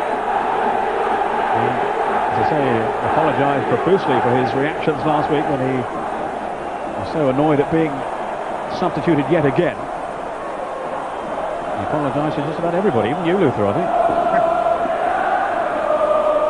Piacentini. Carnashali's made another of those runs out to the right. Batistuta, this is Carnashali. Bayano through the middle. Paganini almost misjudged the bounce, and that's Bayano with the cross. A vital header that was. Batistuta right in the middle. That's right, he was there again. Amoruso. Good spell this for Fiorentina. Serena. It's sliding into the tackle, he mistimed it. That's the booking, I think. Yellow card. And that means a suspension now for Paul Ince. Serena had a little bit too much guile then. All the former Manchester United man. Yeah, there's been a few of the Inter players that have been diving into tackles and you know, really selling themselves, and at this stage of the game it's a case you've got to stand on your feet and defend properly. Keep yourself solid and don't let the opposition get behind you. Batistuta lining up for a shot at goal. Here he is now. And it was Ince who threw himself into his path. Off goes Amoruso. Suddenly a chance developed for him then. His burst of pace took him through, and having got there, Luther, he perhaps should have done better then. Should have done better. I mean, there he's probably just got a bit overexcited and then, you know, just really lashed at it and just couldn't keep it down. But they did finally put some pressure on him. They should not have been allowed to get in there as easy as that. Well, Fiorentina have found another gear in the second half, and Inter, you feel, will do well to hold on. Yeah, they've got to gather themselves now, get themselves together, get that solid 4-4-2 going again, so they start defending from that solid base, and hopefully they can get themselves back in the game a little bit. Fresi. Foul by Piacentini.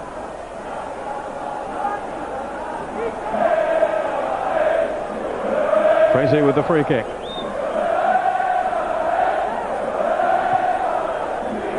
Here's Ince.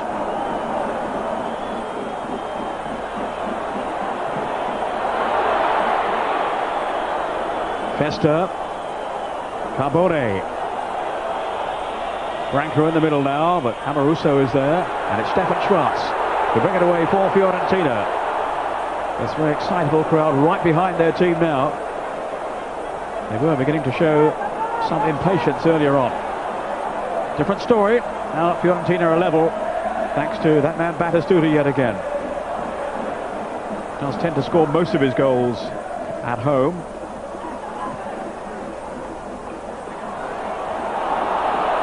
And he's scored now in his last 5, including this one against Inter. Stefan Schwarz. Padalino to Amoruso. Still Amoruso. That was it, sliding into the tackle again. He's living very dangerously here, having been cautioned. Says himself he's got to learn to adapt to refereeing decisions in Italy, but I don't think there's only 2 ways about that. That was a foul. He's got to learn there. That's another opportunity where you just stand on your feet and really you dive in and you give free kicks away there. And I mean, this could really cost you here with the players that can take these free kicks. Very impetuous challenge by Paul Ince. Now Battistuta doesn't fancy this one. He's wandered off into the middle. Let someone else have a go. Robbiati and Rui Costa. And that's Amoruso. Well, he's popped up with a few useful goals down the years, Amoruso. He's got 7 in Serie A over the past 2 campaigns. And 1 in this one against Cagliari.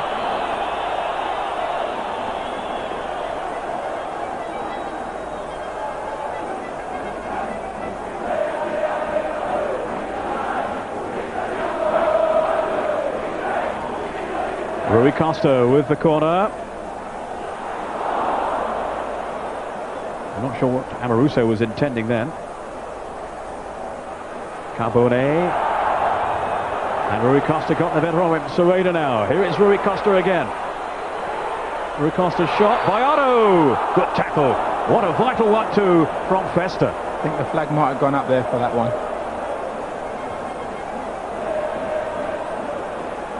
I don't think he did, you know. From where he's placing the ball, he obviously had, but Baiano didn't seem to know either. You never ever believe it when you're a striker, ever.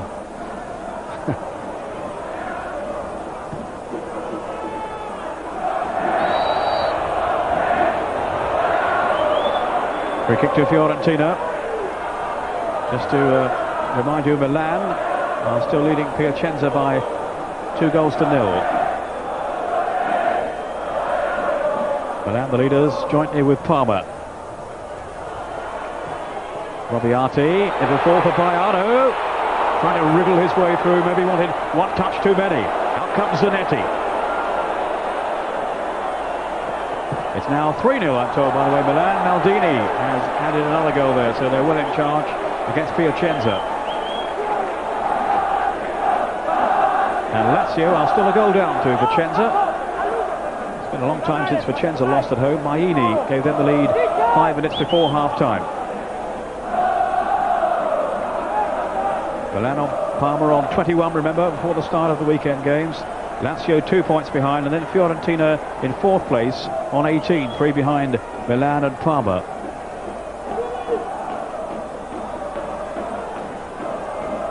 Tonight, of course, it's Parma at home to Juventus. Don't forget Messinotti on Tuesday night. You can see the highlights. You got any feelings at this early stage of the season, Luther, as to where the title might end up? Well, I think it's definitely going to be somewhere between Parma, if they can get that conviction that they really are in with a chance, and obviously Milan. And you can't ever write out Juventus out of that equation. Obviously Milan are in charge at the moment, and with the result they're getting at the moment, well, they've got to be favourites. This is Carbone.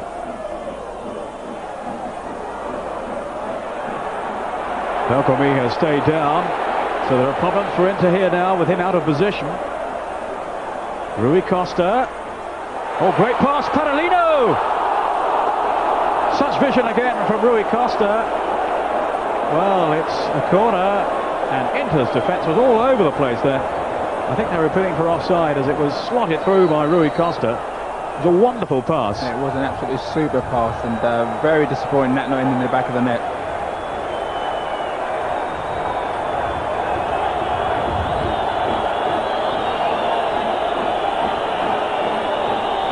Oh, we'll see that incident again in a moment.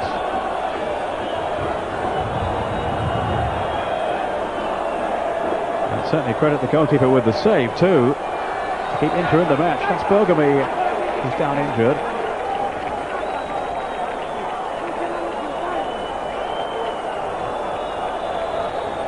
Might be Manicone who would come on for him. It is Manicone, number 20. Oh, Frazier's gone off.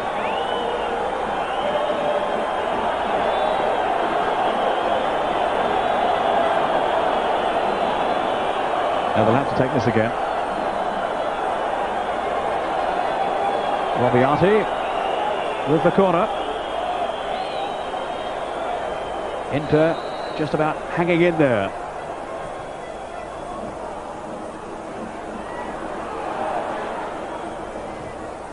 Robiati. Ince with the header out. That's Stefan Schwartz. And a lot of disappointed teammates around him. That's right, but I don't think there's any danger there on his right foot. I mean, I could have done better than that. We'll all reserve judgment on that, but... Now Paliuca is going to receive a yellow card here for time wasting. I think he was warned earlier on. Referee Cantalangi not happy with the antics of Paliuca. And I'm sure when teams see goalkeepers time wasting like that, Luther, they can only take encouragement from it and think, well, we're well on top. It's a psychological advantage, isn't it? Yeah. Well, they haven't really got started the second half, have they, Inter at all?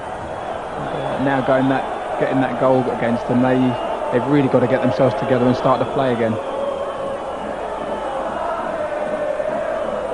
Carnashali was first to that one. Now Piacentini. Here's Carnashali again. Batistuta is the target. Away by Bergamy to Carbone. Again, the first time pass, but it's asking far too much of Branca and Gatz.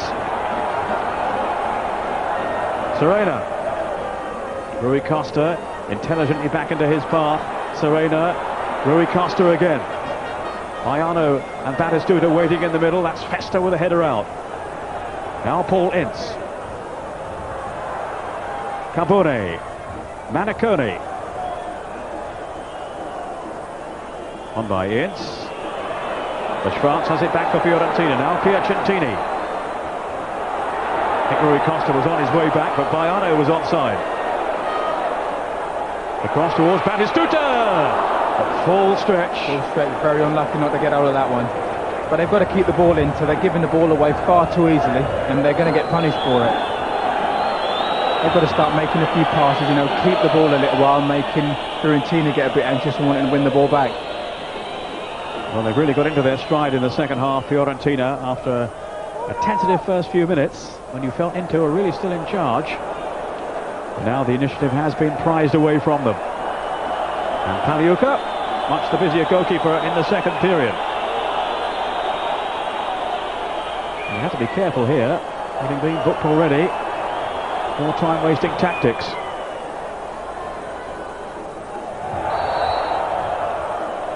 The free kick goes Fiorentina's way. Hoping to preserve their 100% home record in the league this season. Panalino, who came so close to a second goal a few minutes ago. Serena. 10 minutes to go. Robiati.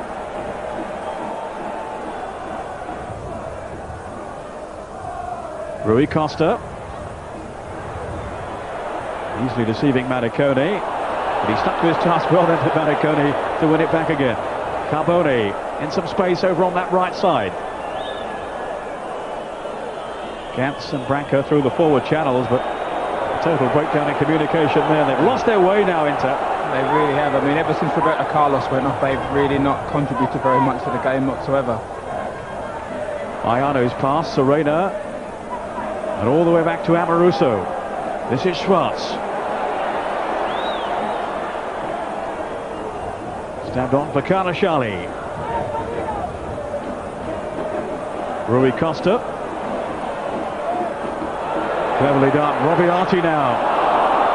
Well, the finish was woeful. He's been impressive the second half, hasn't he, Rui Costa? He's really got into stride a little bit, and now he's beginning to stroke the ball around and showing great ability. Yes, he's had his differences, as we've been saying, with Coach Ranieri.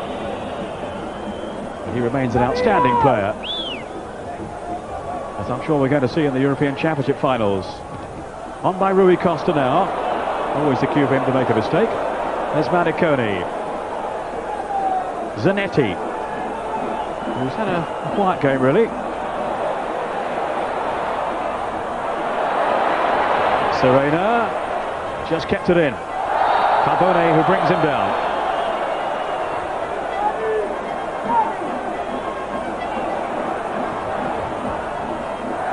Robiati. Straight though to Bergami. Now it's Carbone. A little chip through to Gantz. There they go again, giving the ball away. They're too eager to go forward. They've got to take some of the sting out of Fiorentina at the moment, otherwise you can see them concede another goal. Amoruso to Piacentini. Karnashali. Played off by Rui Costa. Here he is again. Batistuta had come short for him. Nobody got into the space though. Paul Ince looking to drive into forward. Maniconi, a player very much on the fringe of the team these days. Maniconi. Carbone, it's a clever pass. Off goes Gantz. Just wanted a bit too much time though. Branker actually. There's certainly a chance that's been wasted. Oh, now Pagliuca having to scurry back. I think what he was thinking about there. I mean, he committed himself to go and get it, and he was outside the box, so he couldn't handle it. So Bianchi, the Italian international, is now about to come on in place of Carbone. So I'm sure that will be a straight swap. Carbone, who's patrolled the right flank more impressively in the first than the second. He has done, yeah. But I think without any real help out there, I mean, he's been outnumbered in so many occasions, and he has seemed to be tiring a little bit, so you can understand the change.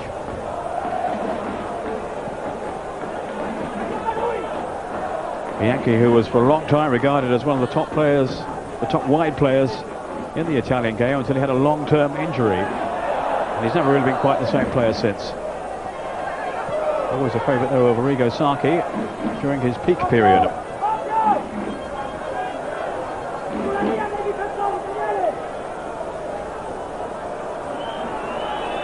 Ranieri wondering if his team now can find a winning goal, and hoping they can remain tight at the back against these Inter breakaways.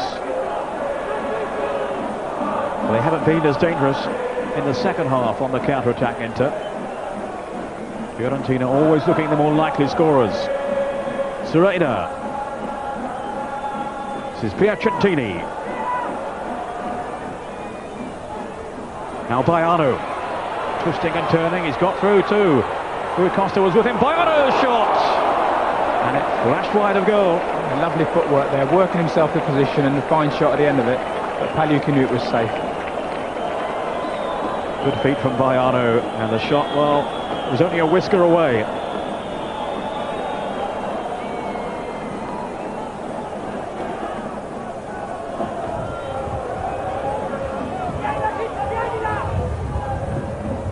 Zanetti winning the battle of the two number fours. Still Zanetti. And he was fouled by Karnashali. We're inside the last 5 minutes.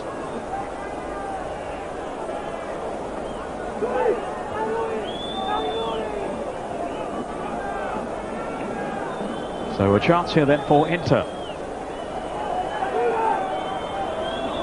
And without Roberto Carlos, they'll have to look to someone else if they want a shot at goal from here.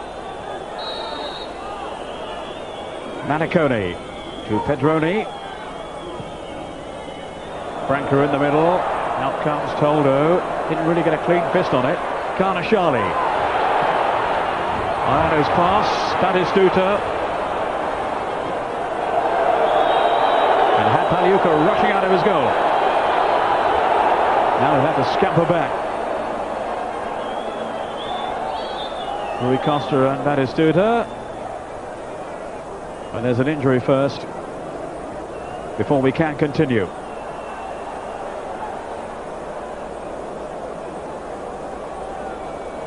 Can't quite see who that is, Luther. Any clues? I can't think who that is. Somebody involved in this, presumably. Oh yes, it was Amoruso who was clattered then by his own goalkeeper, Toldo. So we'll presume it's him down on the ground. It's fairly safe to say that. He's had a strong game at the back again, Amoruso. Former Bari man.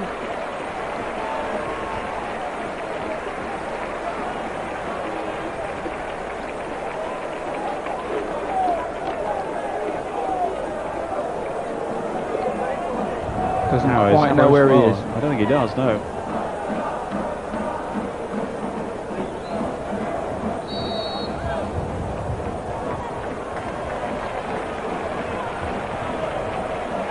Rui Costa. This is Robiati to Schwarz.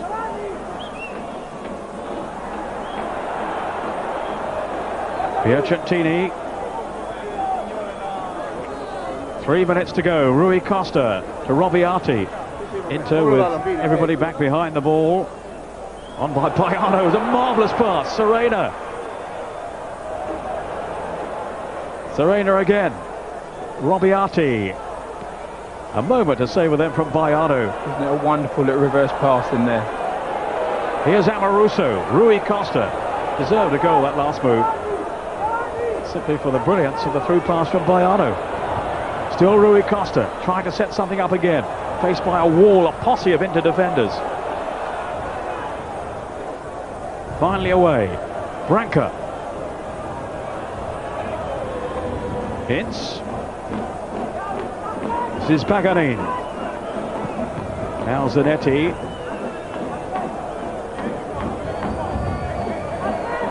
And I would think now, looking back overall, Luther, that Inter will be happy enough with a point. Oh, be more than happy with a point. I mean, on first half, you know, they battled through, and they probably had the best chances to have actually scored goals. But on the second half showing, there's only been one team in it. Free kick to Inter.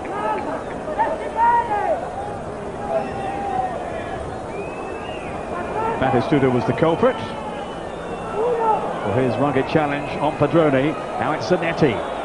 Marauding down the left side, but to no avail. Padalino.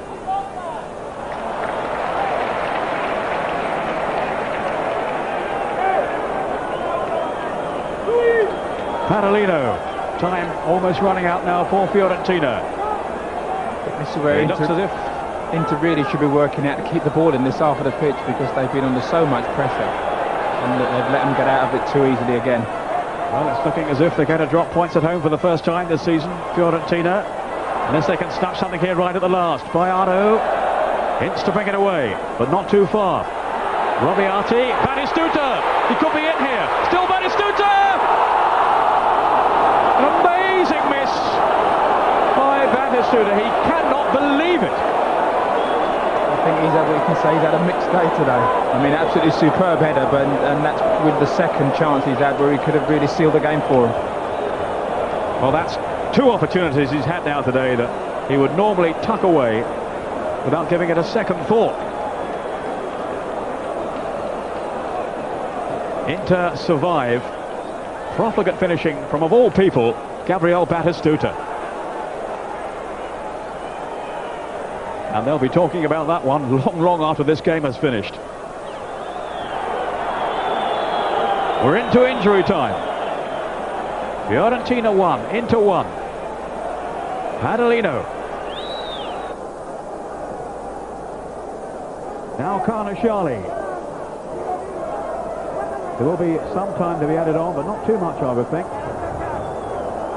Padalino. Here's Baiano. Supporting him is Piacentini. Now Stefan Schwartz. Rui Costa taking over. Showing his resilience too. Chipped on. Robiati can't get there. Thanks to the attentions of Zanetti. I mean, if you look at it there, I mean, the forwards are taking, you know, really strolling back when the defence are under an awful lot of pressure, and that's something Roy Hodgson's obviously got to get through them. They've got to now work for these last few minutes to help the defence out, obviously, because, I mean, they've got a point and you've got to try and keep it. Schwartz with the header. Rui Costa chipping it forward for Batistuta, having to redeem himself. But of course it was his goal that brought his team back on level terms. Piacentini to Robiati. The run by Baiano, and that's Bergami to whack it away. Anywhere will do now. Adelino's back header. Carnashali. Only seconds to go. Amaruso, the home crowd urging their team forward. Stefan Schwartz. Swapping passes with Serena. Here's Serena again. And off Bergami for the corner. Serena trying to take it quickly. Batistuta in the middle and Baiano. There's not too many others up there in support. They're arriving now. Amaruso. Off the head of Festa for Robiati. Constant pressure now on the Inter goal. It's in the knowledge there, I presume, that there was another defender behind him. Piacentini to Rui Costa. The siege continues. Baiano! It just won't come. It won't go. I mean, they really have created some chances in the second half, but nobody's been in a position to take them. Otherwise, I mean, this really could have been a comfortable win for them. And the final whistle has been blown. Well, they've had chance after chance after chance in the second half, Fiorentina, but they failed to take them. Let's just look back quickly on the two goals that were scored in the game. Inter looking so composed in the first half, and this Luther, the goal that sprung them ahead. Yeah, wasn't it a fine ball? And I mean, there was probably a hint of offside, but there's no doubt about the quality of that finish. I mean, the goalkeeper is 6'4" or whatever he is. I mean, there's just no way he was ever going to get that. He's well out of position, isn't he? He was, yeah. I mean, he was probably about 8 yards out at one time and ended up in the back of the net. And such awareness shown by Maurizio Gantz, his first goal from open play in an Inter shirt. Yeah. From whichever angle you see it, is a great goal, isn't it? And then the equaliser, which you felt just had to come, and it was Batistuta. That's right, you're coming in at the back post, because all day they've been at the near post and nobody's been attacking around the back, and he arrived late, up and far post. No way that was going to be stopped. Great goal. They've been, as I say, been threatening to do that for quite a while. Let's hear now then from Paul Elliott with James Richardson. Well, lucky escape there for Inter, really, Paul. I think for them you'd have to call it a game of two halves. Yeah, very much so. I mean, Inter totally dominated the first half, but the second half was superb, really. In all fairness, when they lost Roberto Carlos down the left-hand side, James, that really disjointed the shape. Pedroni come on, I thought he struggled. Thereafter, Inter gave the ball away, but Rui Costa, he was a catalyst to the revival. He was superb. His brilliance, his technique, his subtlety, his ability to see the killer ball, and obviously Batistuta was his finishing was quite superb too. And again, it was Pedroni who was meant to be marking Batistuta during the goal. Exactly, it was a cross from the left-hand side, and obviously Batistuta's pulled off on obviously probably the weaker defender, and you know, got the ball in with his head, and it was a super goal. And thereafter, you know, it was one-way traffic. Right, very briefly, I mean, everyone's been talking about how much more character Inter have had under Hodgson, but it's quite worrying how they fell apart then in the second half. Yeah, and it tells you how much, you know, they played well though, despite, I thought they still done well. They lost Rui Costa, Barras. Let's hope he's back very shortly, because he's a very, very important man for Inter. Right, okay. And Paul Ince obviously had been suffering with a bad back. Yeah. Again, a fairly inconclusive performance from him. Yeah, I mean, he got frustrated. I thought he worked hard in the first half, very industrious, worked hard to close people down. Second half, he got a little bit reckless, was giving away one or two free kicks, 1 or 2 fouls in the middle of the field, because he was just diving in instead of staying on his feet and shepherding them away from the goal. But I really feel at the end of the day, you know, Inter can take a lot from this. Okay, well, they get a point from it, which may not be too much of a help to them in the standings. Anyway, let's get the rest of the final scores and standings with Peter.